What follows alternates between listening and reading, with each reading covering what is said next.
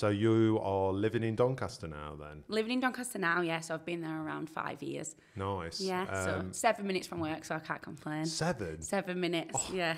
I'm really jealous of that commute. It's the perfect commute, to be fair. Yeah. And you are currently working in Elmsall? Yeah, so I'm the Elmsall site manager. I'm one of 3 Elmsall site managers. So E1, 2 and 3 are all ours, but we're based in E3 now. Nice. Yeah. And Elmsall's our biggest collection of warehouses, isn't it? Yeah. Yes, it is the flagship. Yeah. So big responsibility, but very privileged to be there. So yeah. And E3 is our newest. It's our newest now, isn't it? Yeah. And biggest. Yes.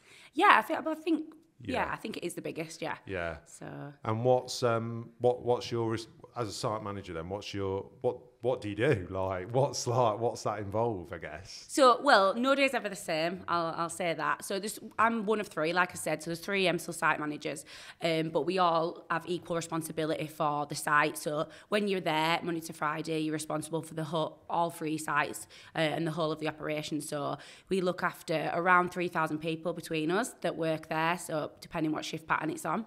Wow. So we look after the day-to-day running of the operation, long-term planning of the operation, any system changes or projects or new things that are coming along. So, for example, E3, one of us is taking a bit of a leader role in that now. So Rob Mapplebeck's looking after that. Right. I look after the international side a little bit more than the other 2 guys and the intake side. Yep. And then we've got Darren Stevenson, who's the other one who looks after transport and so the NDL movement of trailers around each site. So yeah, it's exciting, but there's a lot to do.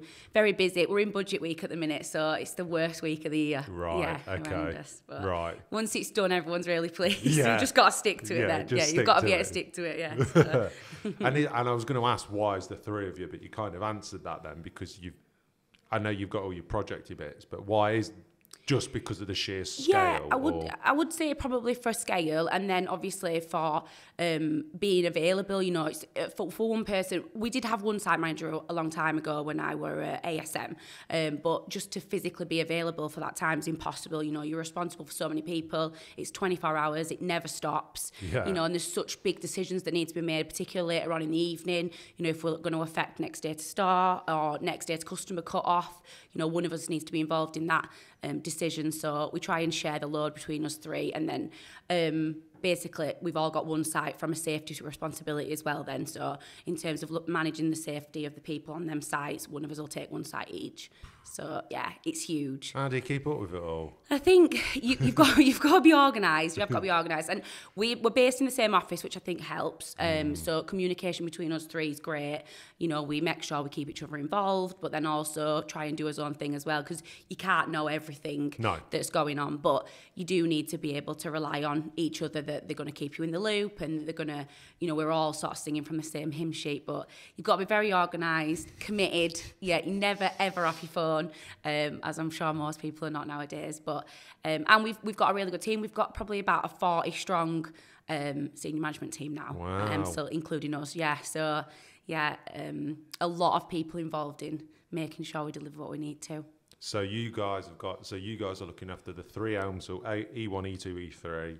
You're working together, and then underneath you've got a team that are then managing everyone else as well. Yeah, so we've got DSMs, so deputy site managers, that report into us. So I've got 3, Darren's got 3, and Rob's got 2, and then they've got 5 ASMs each that report into them, assistant site managers, and then team managers reporting to them, of which there's around 30 on each shift. So we try and split the week between me and Darren, so he does Sunday to Wednesday and I do Wednesday to Saturday in terms of being responsible for the operation them days. My team all work them days, so I get to spend 100% of my time pretty much with my team, and they do with their teams, because it's really important from a communication point of view to see them visibly, face to face as much as you possibly can, because things change so quickly. One day we'll be saying one thing, the next day it'll be another thing. So you do need to spend as much time with your team as possible, and we try and do that at Elmsall. So that must be quite difficult as well. Like you just said there, how to see people physically go up to them and have a chat,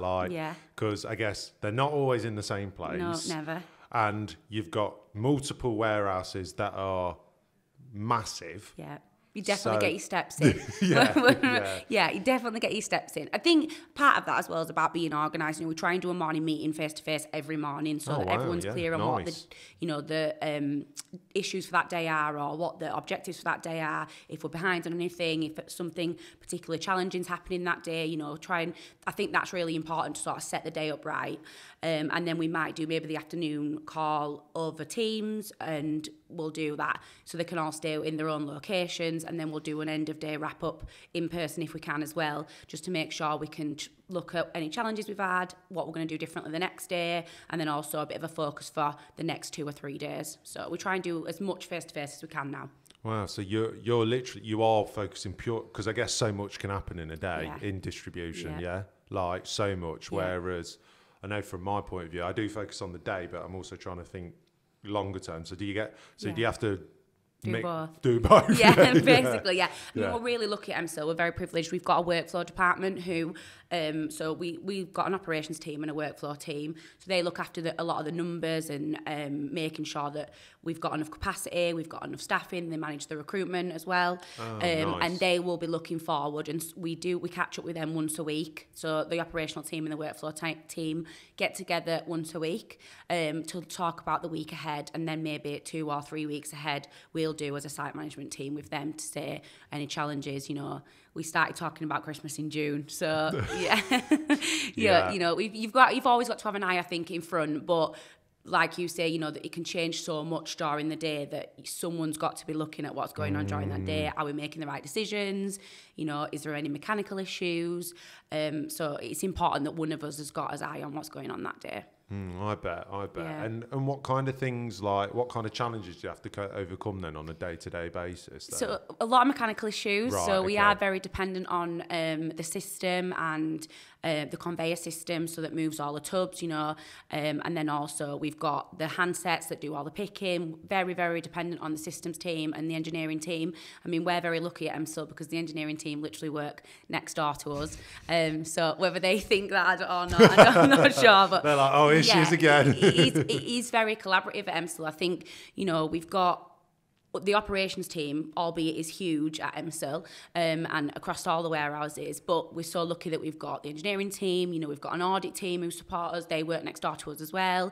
We've got the QC function there on site as well. So transport are there. We're so lucky at Elmsall to have all that just on the doorstep. So we do need to, we keep all them involved as much as we can. The safety team, if we can get them to us morning meetings, we do as well, so that everyone's clear on what the challenges are going to be and we can all make sure we're going in the same direction.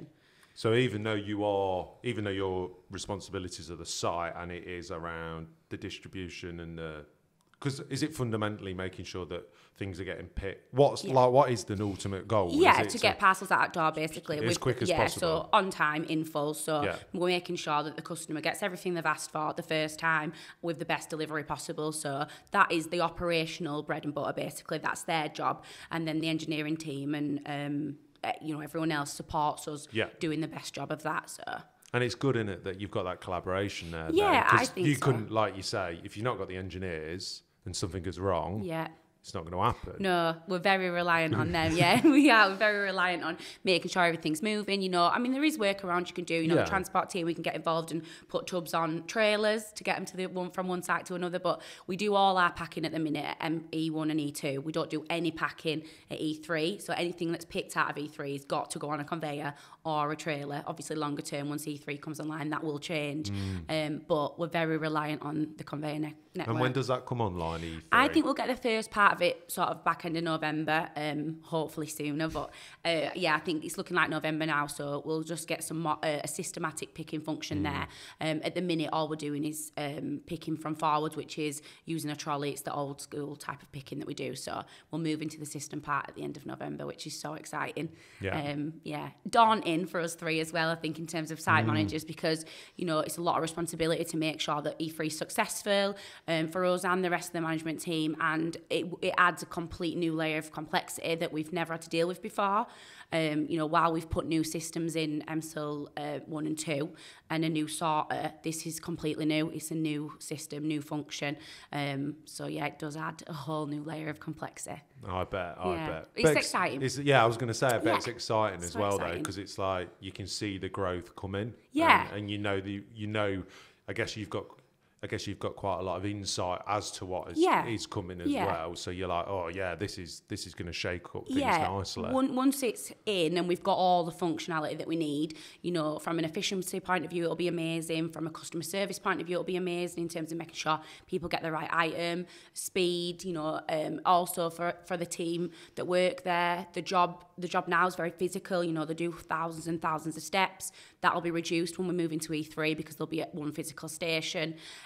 So it's also gives us an opportunity now as well to ask for things that we've not got in terms of being able to look at where people are in the business, where they're working, to be able to look at performance, to be able to look at deployment in terms of making sure we've got enough people in the right area. Some of the systems we've got now don't offer the best functionality for that, but we can be involved right from the start now and say, this is what we need, this is what we'd like. So it's, you know, it's really exciting for us to be able to have a bit of a wish list. Yeah, so it's just like a big evolution of the whole operation. 100%. And it's like, this is where we want to go and what we want to do in the future. Yeah, and I think we've learned from our mistakes now. We know what works and what doesn't work, and you know, particularly Mark, the general manager, he's been there such a long time, and from a systems point of view, he's been involved in a lot of changes, so he really does know now what we need in terms of making us the most successful we can be. So that's good. Yeah, that's really good. It's exciting. And have you always, I guess you've not always been site manager? No.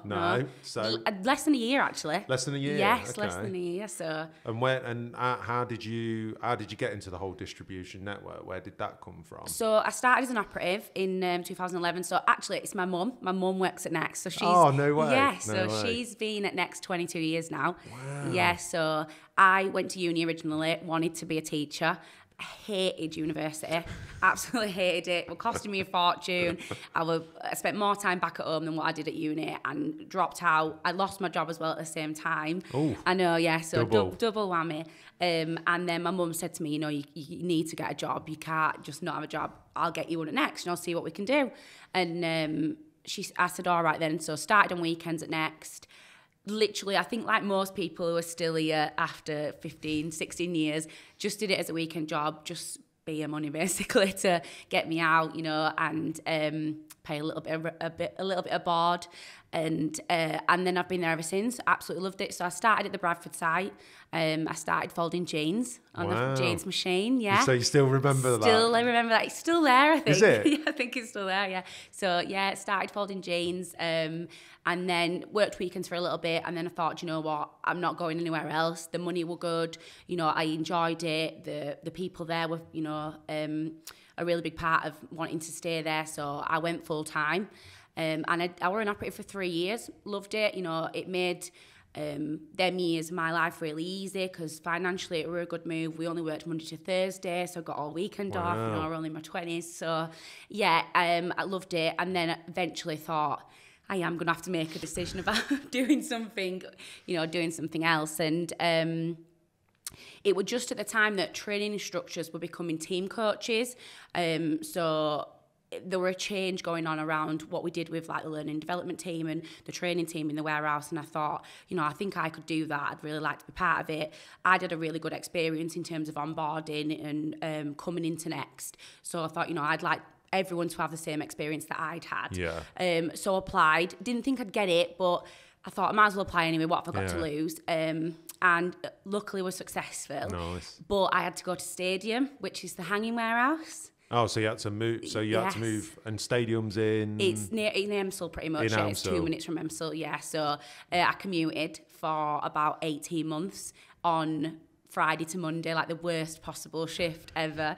But it was so worthwhile because I got to see a different side of it. I got to see sort of how another operation worked as well, because it's and was it different? Completely different, because it's got an online operation at Stadium, and Toffshaw was a returns warehouse then, like it is now. So there were no online operation there. Didn't understand directory at all. I'd never seen it, and just to sort of see sort of the customer placing their order and then to it being dispatched was so exciting. Particularly the hanging warehouse as well, because it's all sort of flying round above your head, all the garments, and also got to see how important the sort of first day at Next is, and making sure that first day and first sort of meeting of your team coach and your team manager is so important, and making sure that that's right. And so I loved being involved in that. I like to talk, so it's probably the perfect job for me. It was so exciting. So I did that for 18 months, and I think I thought to myself during that time, I could definitely be doing more. Okay. Yeah, wasn't really sure what that was at the time. Didn't really have a preference of what I wanted to do, but I just thought to myself, I could definitely do more. I've definitely got capability and I want to learn more. So at the time, we got asked to go back and support Toffshaw through Peak, because their Peak's slightly different to the online warehouses. They'll go through sale and then we'll get all the returns back at Toffshaw about 2 weeks after. So we went back, and at the time, they had some team manager vacancies. And so I was like, well, I might as well apply. What have I got to lose? Yeah, why not? Yeah, and at the time you went through like a assessment centre, but it was for every site. So you went to the assessment centre, but you weren't 100% sure where you were going to get a job. Right. It was like a scoring system at the time. So applied for that, went through the assessment centre, did really well, but got offered a job at Durham Valley. Oh, wow. So another side. Yeah.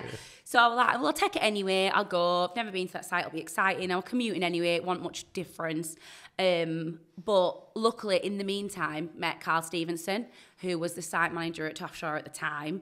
And because I'm quite upfront, I believe if you don't ask, don't get, I'd said to him, why have I got to commute to the Dern when you've got jobs at Toffshaw? Can I have a job at Toffshaw? And he put me through my paces a bit, but luckily he did give me a job at Toffshaw. Yeah, so I went back to Toffshaw as a manager, and definitely one of the best things they ever did, but challenging, because Toffshaw's quite a small site in there's a lot of people there, but everyone knows everyone, so people still remembered me from being an operative. My manager was still there at the time. Wow. Yeah, so challenging in different ways. Of you kind of trying to break that stigma of what maybe they've got of you, or the stereotype of 100%. You being like, oh, I'm a manager now. Yeah. Because obviously there were people still worked there that I'd socialised with. Yeah. At the time, and it did bring new challenges, that I think, in terms of like creating new boundaries, but really, really valuable lessons, I think, in terms of being able to manage a team, but also and have a good working relationship with them, but also create boundaries, which I'd not really known how to do previously. So, it was really, really good to go back, I think. And I knew the site, so that helped. And all I really had to learn then was sort of managing people and understanding how I could make the team better and make the team more successful, and the site more successful in terms of building efficiency and understanding how all that worked. So, and Carl, to be fair, were really instrumental in that. He was great. In terms of supporting me. And obviously I was still really young. I think I'm probably 25 at the time. So really green, didn't know much at all about managing people. Was so excitable as well, about everything. And I think, and it was good that I had someone there who had loads of experience and supported me and understood how difficult it was for me at the time. Is that something that's quite a big theme throughout all of distribution? Yeah. You think? Like, it's not just isolated to like your story with Carl. Is that something you'd say happens a lot? Yeah, 100%. I think if you asked everyone that works there, particularly people who've been there as long as me, or maybe worked their way up from operative to ASM or DSM or site manager like me, there's key people, I think, who you'll still have them relationships with now, even if you don't work with them, who you can lean on. And there's so much experience in our senior team now, particularly at Carl's level and Mark Naylor's level, who you can say, what do you think? And I think if you didn't have that, it would be tough. I think one of the best things about working here is the fact that there's always someone who's been there and done it, and give you advice. You might not want to hear the advice all the time, you know, and it's a difficult pill to swallow sometimes, isn't it? But it's definitely needed, and I think, you know, it's good to get that feedback and someone to just have someone there who's going to listen to you, but then also can say, you know, have you thought about this? Maybe try this. And I think you definitely need it, particularly at Elmsall, because it's just so, you know, things are changing all the time. So it's good to have, you know, someone to turn to and be like, this is what I think we should do, and get fresh ideas and keep communicating. So it's really open then, and really everyone's quite open, like respectful, but at the same time really honest as well. Yeah, so. and I think you do need that. You know, I think it's really important to be honest with each other, and particularly in our team, because there's 3 of us. You know, you've got to be reliant that the other person's going to have your back, and that you're going to have, you know, you agree on things. But I mean, obviously we don't agree on most things, but we can come to a reasonable agreement, and ultimately we all want the same thing. We might go about it differently, but ultimately we want Elmsall to be successful, we want our team to be successful. We're extremely competitive, you know, between all the site management team. I think us and the other warehouses, we're extremely competitive, and a few of the other site managers have worked at Elmsall previously, so you know, it's quite it's very competitive between us all.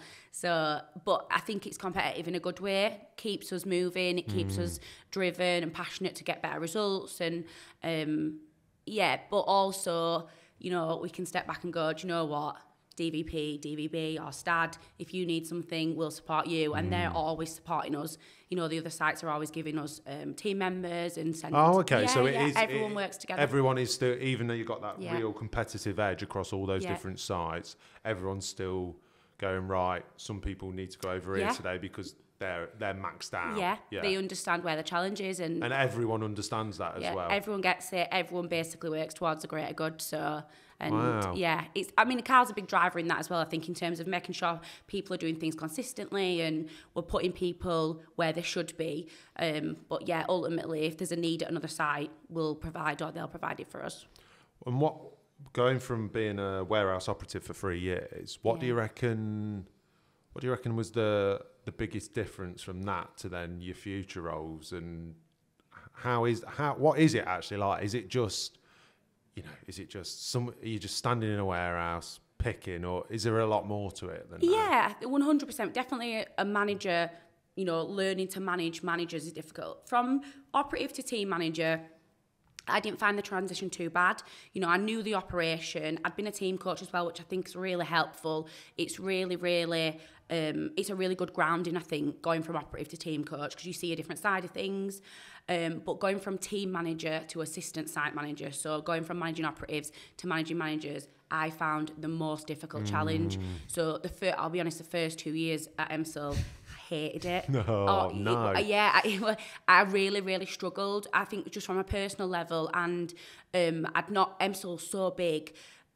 I didn't really know anyone either, other than we were going through such a transition period there. I was part of Elmsall Evolution, and at the time we were bringing a lot of new people in. There were a change in culture, and I can luckily say now it's been so successful, and you know, it's a fantastic place to work. But I really struggled with managing managers. I was really still quite young in comparison to some of the managers that work there as well.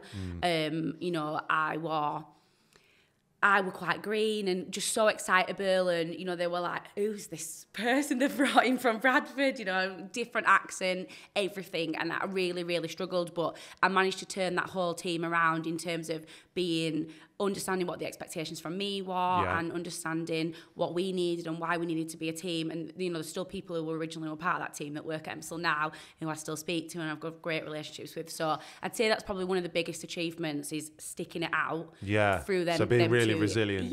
Just, you know, I remember we went on a training course and they were talking about being in crisis, and it was so relevant. Like, and that day were a real turning point for me, I think. Oh, you actually remember the day? Remember the day, remember everything. So we'd been on this course for about 6 weeks, and it were all like ASMs, DSMs, and some team managers. And yeah, you had to get up and like present about being in crisis. And I felt like I could have just burst into tears, but I needed that day because at least I could be honest with everyone and say, you know, I'm finding it really tough. These are what the challenges I'm having. And everyone else in the room were like, yeah, that's normal. Yeah. You know, you are going to have tough days. Yeah. Like, don't beat yourself up about it. You know, you're learning a new operation, you're doing a new job. And now we're like, oh, right. You know, there's all these people here who have been through it, supported me. And I thought, you know, it's not really as bad as what I thought it was going to be, or I thought it was. And some of them relationships are like long-standing relationships that I've still got now. Great. Yeah, and, you know, we help each other. 2 of them are site managers as well now. So, oh, wow. Yeah, so very lucky to still have that, like, network. And, yeah, so, but such a pivotal day that for me, I think, in terms of just being honest with other people and saying, I need some help. And that's great that you felt, and I know you said it took you, you know, I know you said, oh, there was 2 years where you were a little bit uncertain, but it's because you were so young as well. Yeah, 100%. But it's great that you had that opportunity, I guess, as well to go, do you know what? Anyone else feeling like this? And everyone's like, yeah. Oh, yeah, don't you worry. Like, we're good at this, is going to get sorted. Yeah. We've got a plan. Let's go for it. And I think, you know, it's probably a pride thing, innit, that you don't want to ask for any help, but there's so many people at Next who are willing to help, and it's such a, you know, a supportive environment, I think. And all, you know, we do get honest feedback, and I think you do need that. But I think ultimately someone's always going to be able to give you good advice and help you. And, you know, it might seem daunting probably coming into a warehouse the size of ours, or a company the size of ours. But actually, when you get here, it's still got a really family feeling, particularly at Elmsall, I feel like as well. You know, I know we've got a 40 strong senior team, but everyone knows everyone, you know, we socialise together still, you know, everyone's got, you know, everyone cares about everyone to make sure, you know, the team atmosphere and the team ethos is really important to us, and we do whatever we can to maintain that. And so that's really good, isn't it? And I guess it needs to be like that as well, because where it is, where it's situated is, it's a big part of the actual community as well. 100%. So if you've not, if the ethos at Next was not that good, it'd actually impact a lot of the community as well. So everyone knows someone who works there. And, you know, people have worked there for a really long time as well. And so I think it's really important to get to know people who live in the community. You know, I'm obviously not from that area, but I live there now. So, you know, I live there, shop there, socialise there, and I think it's important that we give back to them as well. You know, we do loads of good stuff around Christmas, all year in terms of giveaways, and you know, just keeping that, so you don't always feel like you're just coming to work. You know, you feel like there's always something going on, there's always some fun activity going on. You know, we'll have a party for stuff in canteen, and we do all sorts of stuff, I think, just to make people feel like it is a family atmosphere. That's really good. That's really good. And what's the future hold for you then? Where's stuff going with you then at the moment? Like... Well, I'm going to have a baby soon. Oh, okay. Yes, so okay. So that's probably the most scariest thing that's going on right now. Yeah, E3 doesn't seem too bad.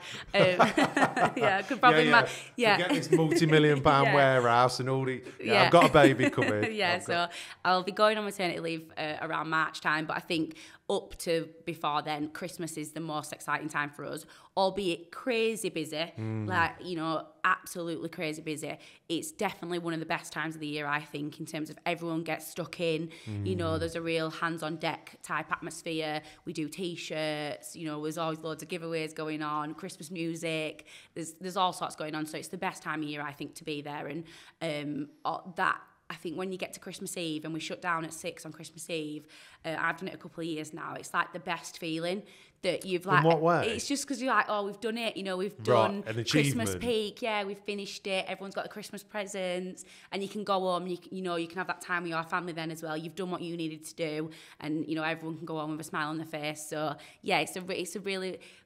I mean, it's not often we shut anything down either. No. So it'll all go silent in the warehouse. I bet that's weird, isn't it? It is eerily... Yeah, you look at it and think, I can't believe we're shutting down for, you know, albeit it's not long, you know, we're open on Boxing Day, but it's just a good feeling that everyone in the team can go home and enjoy themselves, but we've delivered a really good Christmas, and all our customers have got what they needed to, so it's the best time of year, I think, to be there. I totally agree with you. It's almost like, I always feel like with Next is when it gets tough, or because it has done in the past, you know, there's been 100%. Like COVID, and there's been obviously there's been other periods where, you know, like generally the UK struggled. Yeah, and, Brexit you know, were like that for us. Yeah, and that's affected next as well. But what's happened is everyone's gone, right, this is going to be hard, and we'll all muck it in. And that's why I think we're in the position that we're in today 100%, compared to other people, because we've not shied away from it.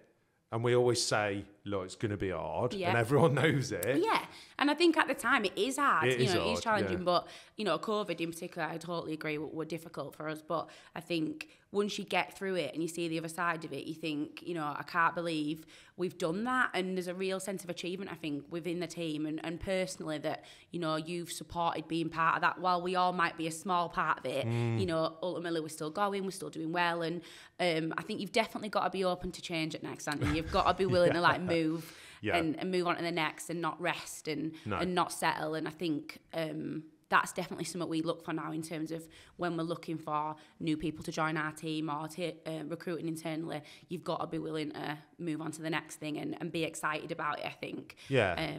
But also be able to keep whatever we used to have going and know that we know what we're good at, but we also need to always move and change and take on new things. So yeah, I think it is just an exciting place to work. I think it's definitely no day's ever the same, and I like that about it. Yeah, it's that never stand still mentality. No, which is, like I say, it's not like, oh, we're just pushing and pushing and pushing. We're just looking for such a big business. I think we do so much on like innovation and looking for different ways to just keep on growing. And that's right from the top, but also like a warehouse operative could be standing there and go, why are we doing it like this? Go and speak to the manager, and the manager's like, yeah, why are we doing that? And then that idea start becoming 100%. Something like everyone, and that's how most of these great ideas at Next, they start like that, just someone going, oh, could we do this? Or should we look at this? And it's, before you know it, we look at it and then we go, oh this is going to be great. Why have we never thought of it? Why have we never thought of that? And off we go. And do you know what? That definitely happens at Elmsall, because we've got so many operatives and you know, they're the people on the tools. They know what they're doing. They know how to make the job more successful and more efficient, and we definitely do take their opinions on board, you know, through Yapster and face-to-face communication. You know, we're really good at sort of listening in now, I think, to what the feeling on the ground is, and making sure that we do whatever we can to either fix any issues we've got or make it the best place to be it can be. So it's really exciting. Yeah, well, thank you for coming on. No problem. And, really enjoyed it. Thanks for having me. No, good luck with the pregnancy. And E3. Get Christmas out of the way first, and I'll worry about the baby. But no, thanks for coming on. It's been great chatting. No problem. Thank you.